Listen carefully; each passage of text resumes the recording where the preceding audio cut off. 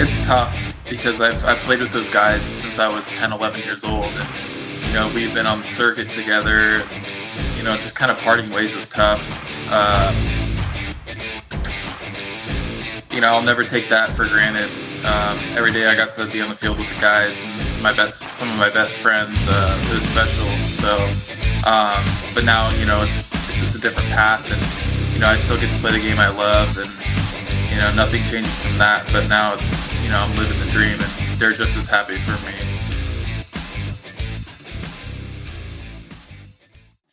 All right, guys, welcome back to another episode of the Show We Go Baseball podcast. Today's episode, we're dipping into the Detroit Tigers system here. We're actually talking today with 2024 draft pick Zach Swanson. Now, if you're not too familiar with Zach, he actually was. I just learned this too right before the show, but he was the state of Washington's #1 prospect coming out of the into the draft, and he ended up signing with the Detroit Tigers. So, Zach.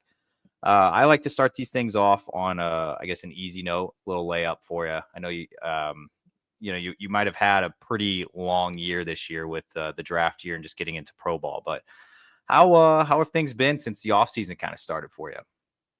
Good.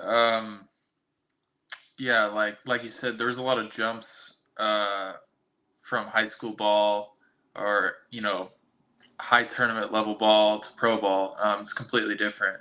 I always tell people, it's a job now. It's not, free time activity or do it when you want.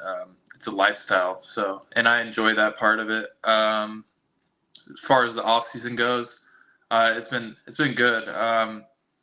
Yeah, there's, just kind of picking things back up now, and I'm excited to, go into spring training with a full head of steam and be healthy. So it's going to be exciting. So I obviously have to ask. With the draft happening this year and, just going through that process, can you just take me through, I guess, just your day, where you were, where you were when you found out where you were going? I guess, can you just take me through a little bit of that? Yeah. So, I was potentially a late day 1 pick, early day 2 pick, and I was at home, and we actually did a YouTube video on it. One of my good buddies, Joey Roram, actually shot the video from us. I invited a few friends over, but it was mostly family and, close people that have helped me on my, baseball journey. But, yeah, we did a YouTube video on it, and, I got the call that I was, I got my money's worth from Detroit, and, it kind of told my dad and whatnot, and we got to watch it on the big TV and got my name called, and it was pretty special. So yeah, I was just in my home, and it was great. It was a great experience, but definitely very stressful. Yeah, you had mentioned just a little while ago, because I watched that YouTube video earlier today. I thought it was really it was very well done.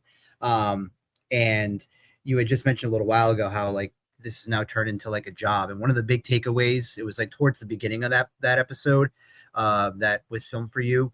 And you were talking about how your friends now, now you're a pro ball player and you don't get to play with your friends anymore. And I kind of that you saying it's a job brought me back to that. Has all that, obviously you haven't played yet, right? But has it truly set in that you're a teenager, but you're also a professional ball player? No, not really. It's tough because I've played with those guys since I was 10, 11 years old, and we've been on the circuit together, and just kind of parting ways is tough. I'll never take that for granted. Every day I got to be on the field with the guys and some of my best friends. It was special. So, but now it's just a different path, and I still get to play the game I love, and, nothing changes from that. But now it's, I'm living the dream, and they're just as happy for me. So, yeah, I was going to follow up and ask, because you think about it, a lot's changing, you know what I mean? You guys would hang out, I'm sure, all the time. And now you're going to be, your journey now starts. What is, what has it been like for them? What's been the feedback from your buddies just kind of talking about hey, one of my best friends now is going to be playing professional ball. They're going to be playing for the Tigers, system.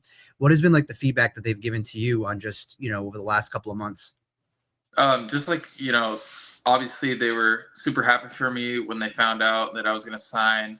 And, when you get drafted, you get about 3 weeks to, let things settle in, and then you fly out to the rookie complex and you're there for 2.5 months, and, you come back and whatnot. But I always told him, like, don't ever look at me as different just because I'm a professional athlete now. Like, I'm still your best friend. I'm still like the same idiot you've been hanging out with for 10 years. So, yeah, I know nothing's changed with them. And, I'm super grateful for my friends because, they pushed me to be a better baseball player, but just a better person in life. So that's something I'm really grateful for. Is that, I guess take me back to, obviously the Detroit ended up being the team that drafted you, but what was it like pre-draft with the Tigers? Did you have a strong feeling that they would end up being the one that pulled through? So, I mean, you kind of have like 4 to 5 teams that, you're going to go to one of them. The Tigers were obviously in that pod. So, like, when I got the call from them, I guess it wasn't surprising.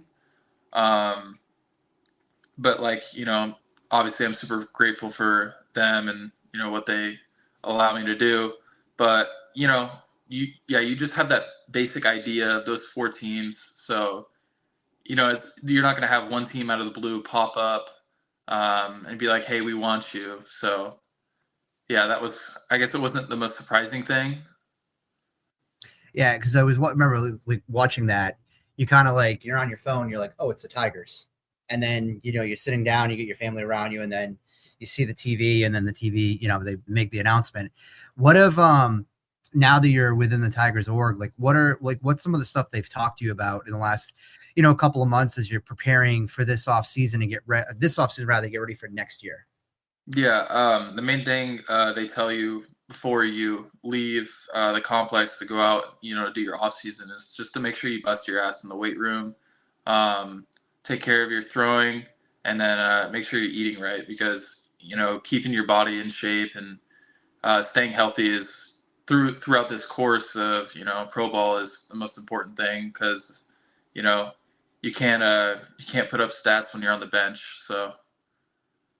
All right, I have a couple Pacific Northwest questions for you here, because I know you're representing.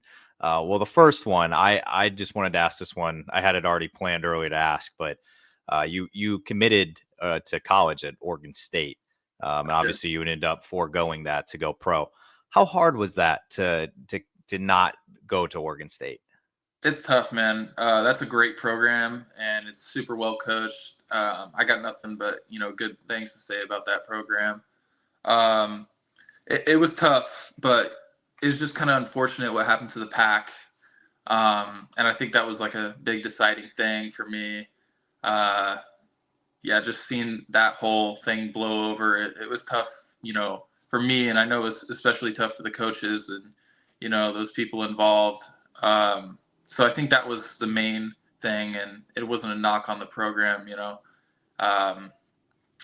was 50-50 if I was still going to go to Oregon State, and if I was going to end up there, there's nothing bad to say about that. So.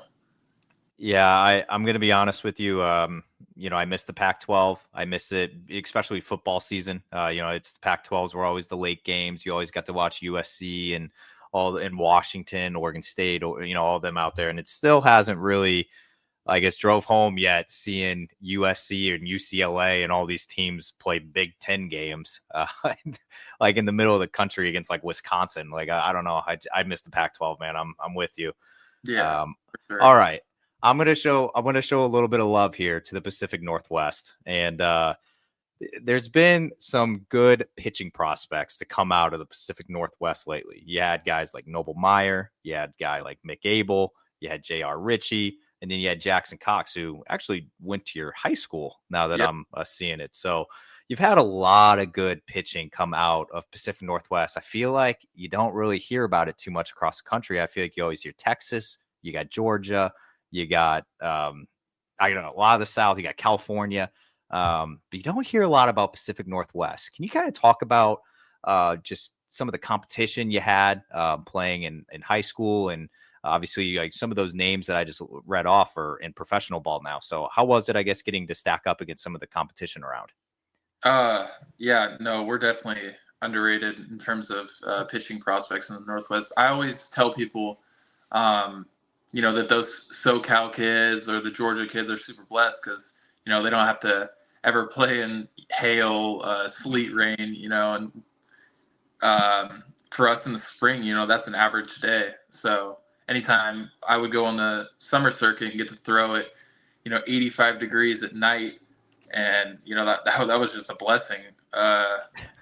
So every time I played for the Canes New York Mets scout team, and just meeting and talking to some of those guys, you're from Washington, and every time I say I'm from Washington, they go DC, and no, Washington State, upper left, USA, small, and I just would tell everyone, hey, I'm right on the border or right at the bottom of Mount St. Helens. So I don't know if you guys learned about that in history class or whatnot, but that's the best way I can explain it. Yeah, no, we're definitely just an underrated state for baseball.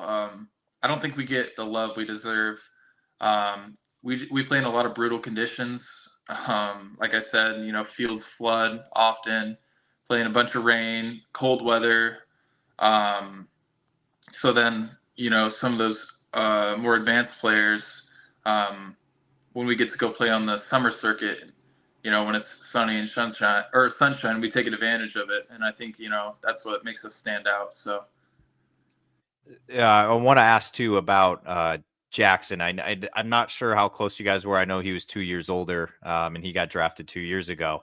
But seeing him being drafted in the second round and going through that process 2 years before you did, what was that like for you seeing him do that? Obviously, you guys went to the same high school, and were you guys close at all? Yeah, I mean, yeah, we were close. I think the biggest thing was, it was a learning experience more than anything. So it was great to watch someone, go through the process and have him talk to you about it. And it was so much easier for me, just kind of him talking to me a little bit about it and what to expect. So, it made the process so much easier on me. And, it was just, I was stressful for him my sophomore year when he was a senior because, he had 30 scouts in the back. And before every pitch, they just line up and point their radar guns up. And, it was cool to watch. But, I think I was more stressed out than he was when he was on the mound. So it was cool. Probably prepped you a little bit for when you became the senior and you're like, okay, they're here for me. I've seen this before. I've kind of lived this before through him. For sure, yeah. All right, so we're gonna shift gears here to talk about you here a little bit. So I want to know, and it's a question that we kind of like asking guys as well, especially pitchers that come on the show. We like to ask a question of like, what kind of pitcher are you? And when I asked that question, I kind of saw like a little bit of the arsenal that you throw, and I saw you had a little that your velo bumped up this past year. I saw you were sitting like around 80, 89, 90, 90-ish, and ended up getting a good velo bump over the last year. So what kind of pitcher are you, and what does your arsenal and pitch mix look like these days? I'd say, I'm obviously a very competitive pitcher, but my arsenal is obviously my four-seam fastball, my slurve, and then I got a changeup, and then I got a sinker that I just added recently a year ago. And just kind of, I'll talk you through what I like to throw and whatnot. But four-seam fastball, it's obviously, takes most of, or, I throw it the most. And then my slider, slurve, whatever you want to call it, that's my go-to pitch. That's my outlier pitch. I feel comfortable throwing it in any count. lefty, righty, down, away, in the dirt, elevate it. That's my bread and butter pitch. Changeup's developing, obviously. I have a fast arm, and I've been tinkering around with grips in terms of my changeup for a while, and nothing's really felt comfortable. So that's kind of a work in progress. And then my sinker, I just added a year ago. I always love throwing the sinker at lefties' hips, and trying to get ugly swings or them to jump out of the way. Just kind of moving around moving in that pitch around the zone. It's fun to watch, and over this past year, there's been a lot of growth with that pitch. So I'm excited to see where that goes.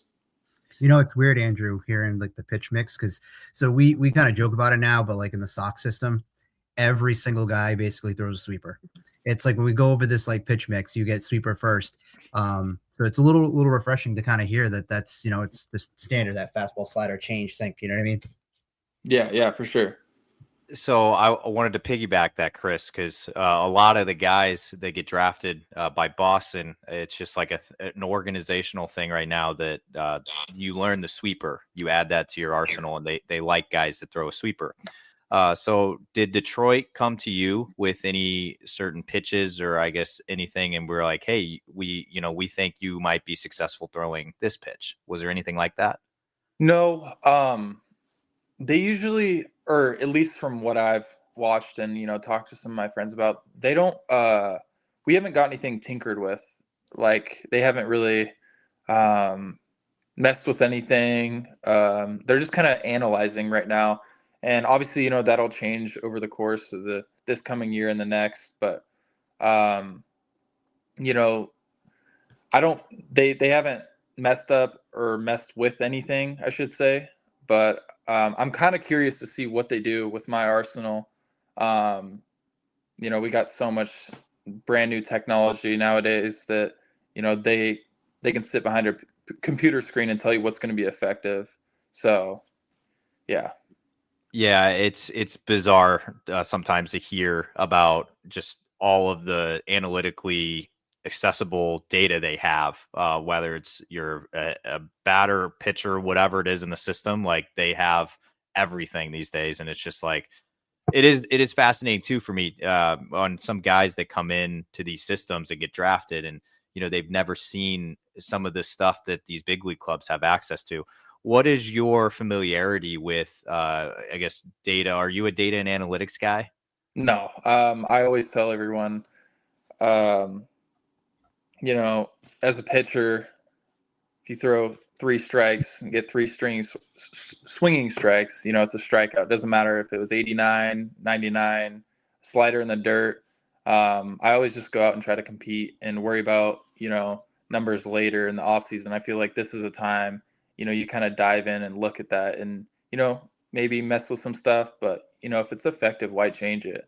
I'm kind of old school in that sense. It's hitting's hard. It's harder, one of the hardest things to do. So yeah, it's I don't know, the stuff that they have access to, man. It's crazy. It's some guys are throwing out. They're like, oh yeah, I was looking at my this and this, and then I'm like, I'm actually kind of lost right now. So I can't even imagine that a guy that sees it for the first time, that you're like, this is my pitch you're showing me. Like I had no idea. So it's always fascinating to hear about the analytically side of guys and to see if they're familiar with it or not. But Chris, I'm bringing back the lightning round towards the end of the episode that I kind of retired for a little bit, but I'm bringing it back here.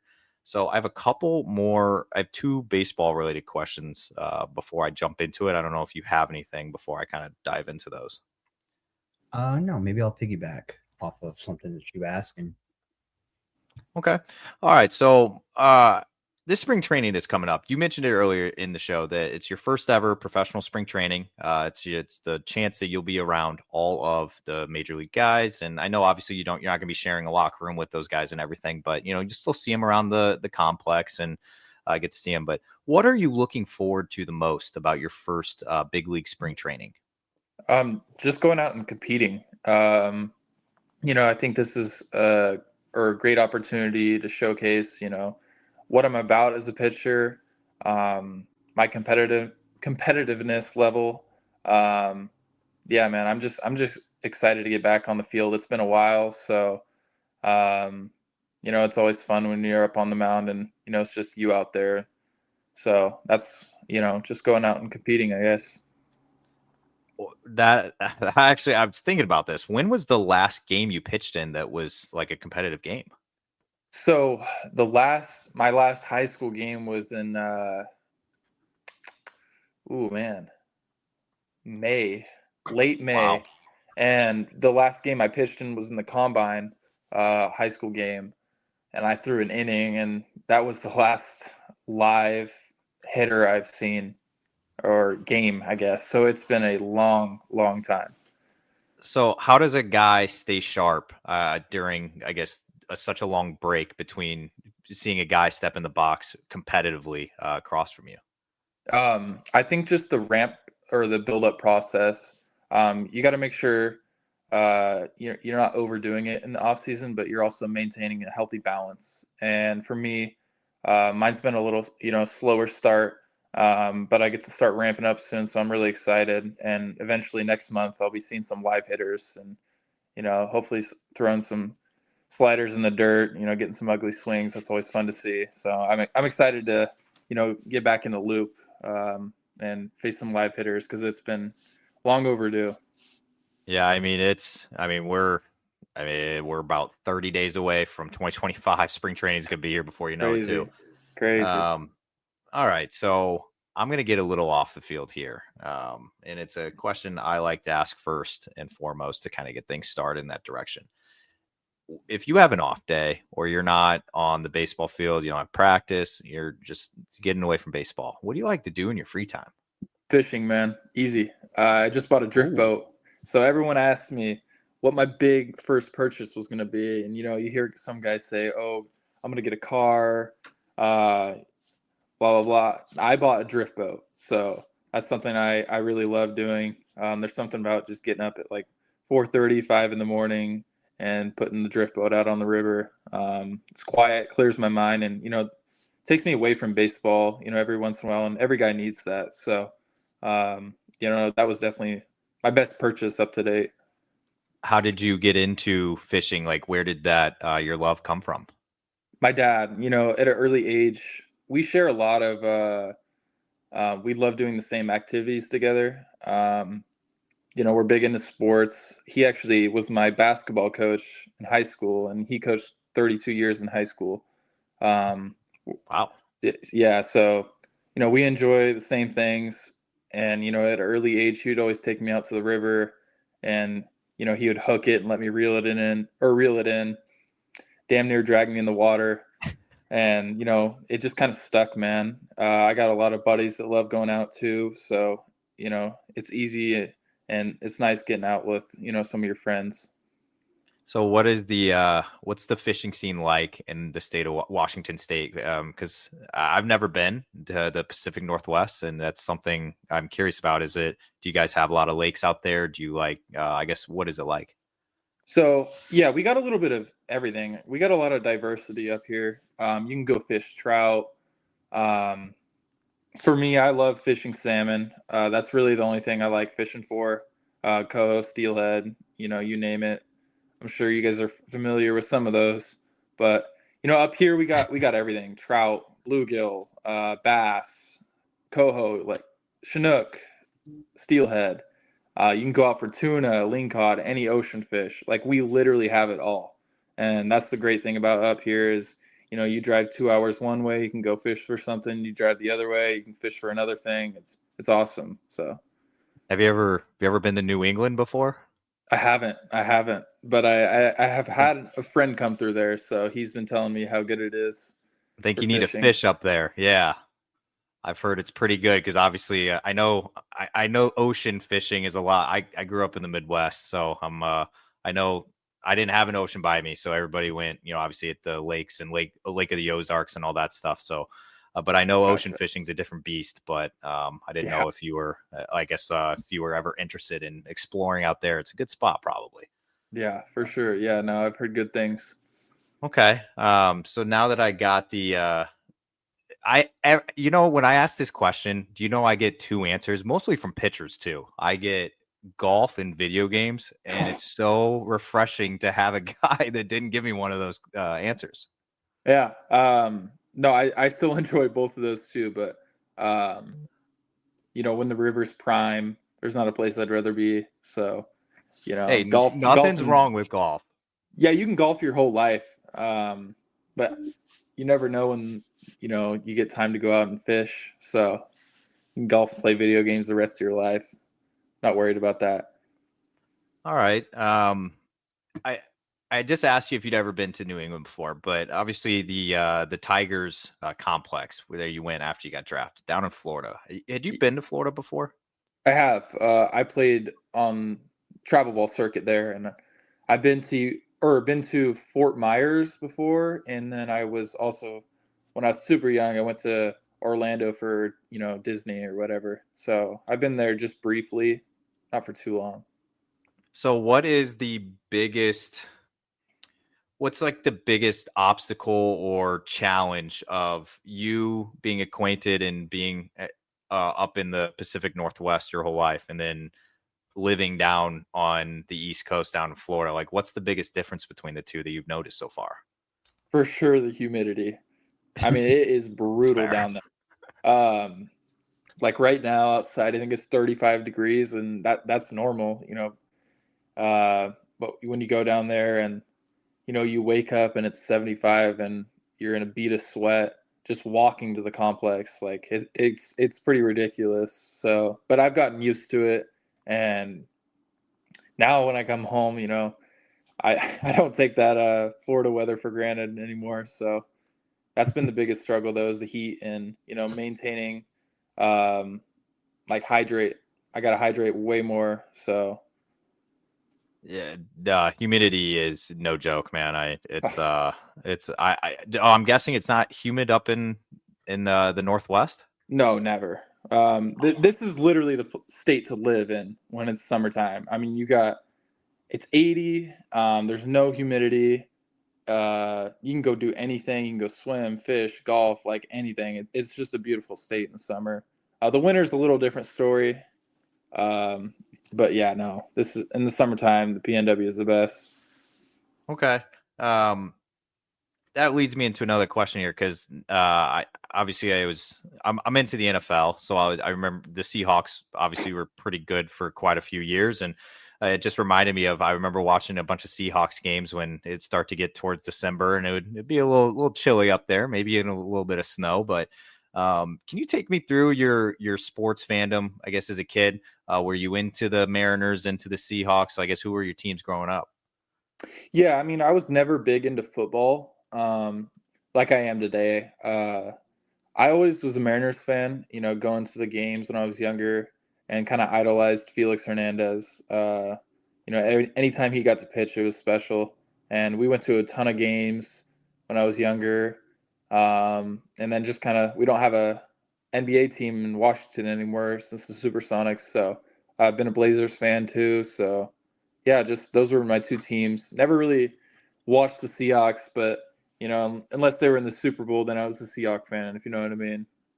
Yeah, you're a fair weather guy, which, you know what, it's fair. It's fair because, Chris, in New England, there's a lot of fair weather fans up there because the Patriots are bad now, and there's not really anybody's liking the team anymore. But so I'm gonna let that one slide. But I just had to check too. You brought up the Supersonics leaving. I didn't even.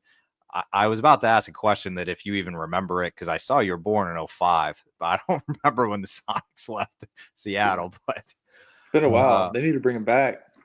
I saw a little rumor that they were going to bring back and have the Ray Allen like retro jersey be their first jersey. That would actually be kind of sick. But that would be for sure. Okay, so you weren't obviously you King Felix guy. That's actually a good question, because this next year, Ichiro is coming up on the Hall of Fame ballot for 2025. And so watching King Felix and him pitch, did that, I guess, mold your love for pitching? Like, how was he, I guess, as a good guide for you as like a pitcher growing up in Seattle? Yeah, for sure.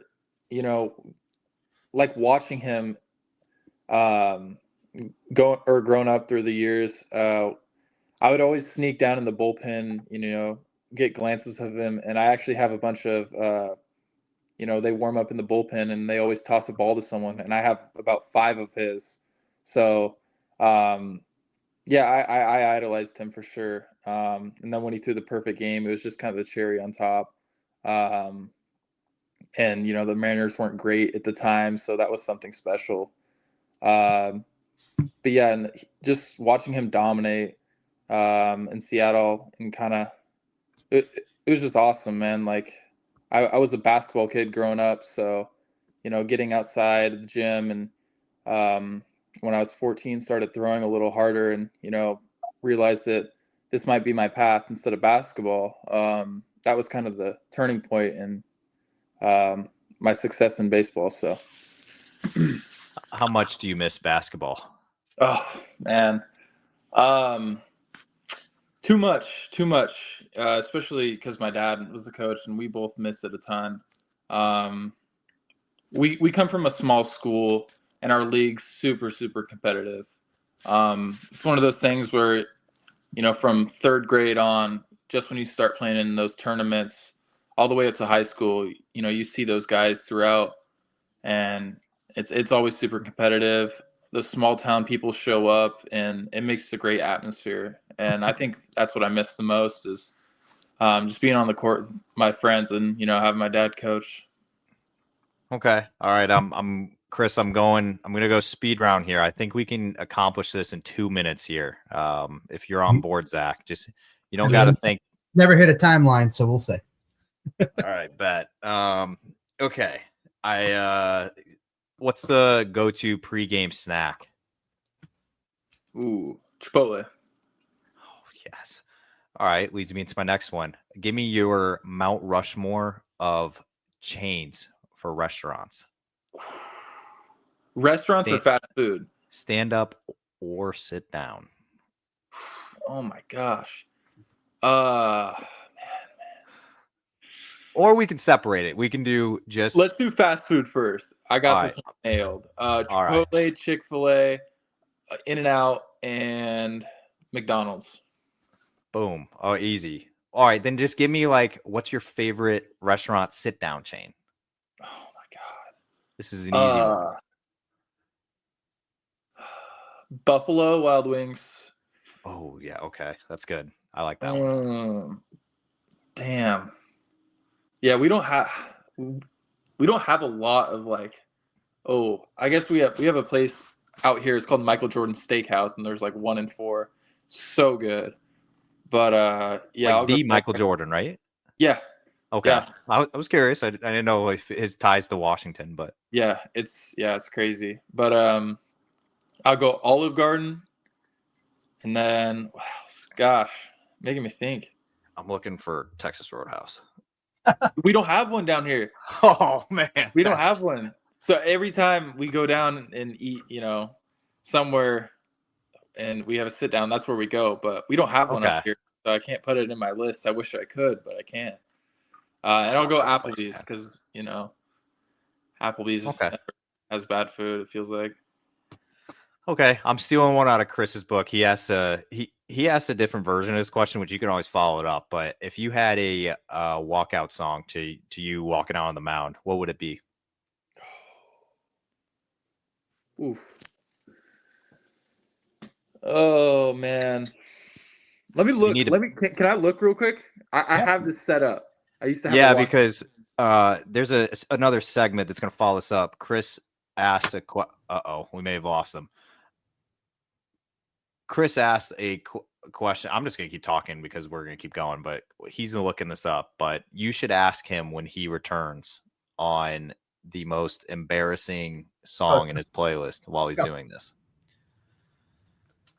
I felt super old, by the way, whenever I was kind of looking his date of birth, and it was 2005. It was 2005. And whenever he had said Felix Hernandez, I was kind of like, okay, Felix Hernandez is kind of at that age where you're, all right, what do you got for me? I got Fancy by Drake, an old album. Good song. So that's probably the one I'd use the rest of my life because I'm a big Drake fan. So Okay. All right. We might let you slide on the most embarrassing song in your playlist. You know it offhand. We won't make you search for it. oh, Everybody's got one. You can pass on it if you don't. probably you know, a Katy Perry song. Uh, I always I I think she's great personally. You I agree. know, just mixing it up in the playlist a little bit, and you know, it's not a great feeling when you know you're shuffling around your playlist in the car and that pops on, and you know your friends give you a weird look. You play with pride. You just go with it. So yeah, what? I just start singing it. You know, That's what you got to do.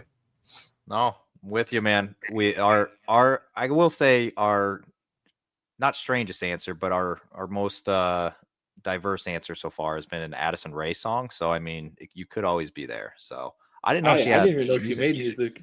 Boom, there we go. Interesting. All right, so you're only 19 years of age, so answer this question carefully. I need your top 3 liquids. All right, we're gonna ask this question this way.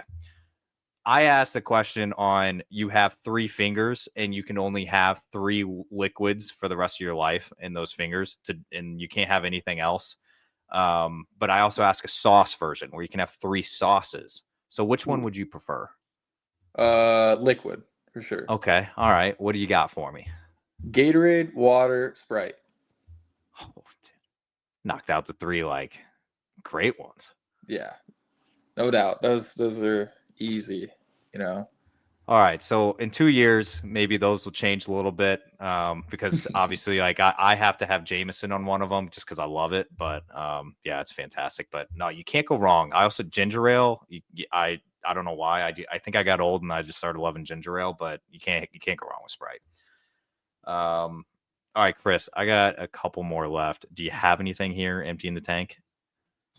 No, well, you guys were talking about King Felix. I was looking him back up, and just he's on the ballot as well for the Hall of Fame this year, and he had just a dominant like 6-7 year stretch where ERA would just he was dominant. And I don't know if he'll go like ballot on like first ballot, but I mean you can make a really strong argument for him.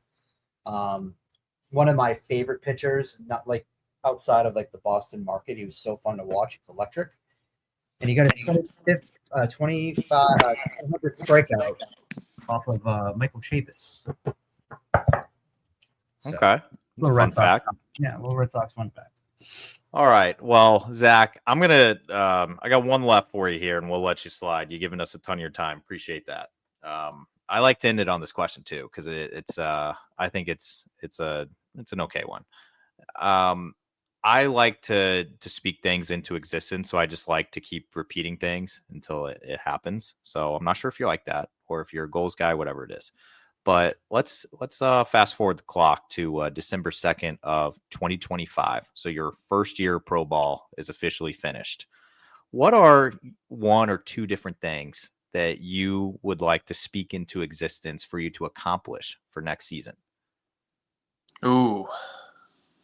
All right, I got one or not related to baseball, but growth as a person, and then hitting 100.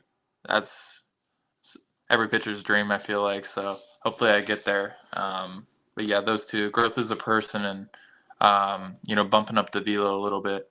So can I ask where you're sitting right now? I've been up to 98, but I'm somewhere mid 90s. So, you know, it's a stretch, but, you know, it's happened before. But most importantly, I think I should put this first is getting guys out. That's how you stay on the field. So just getting guys out, whatever that may be.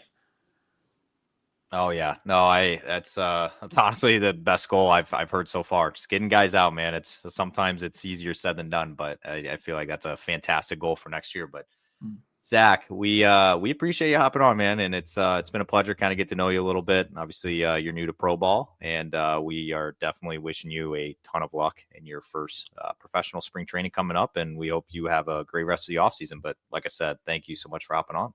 Yeah, no problem, guys. Thank you for your time as well. Thank you.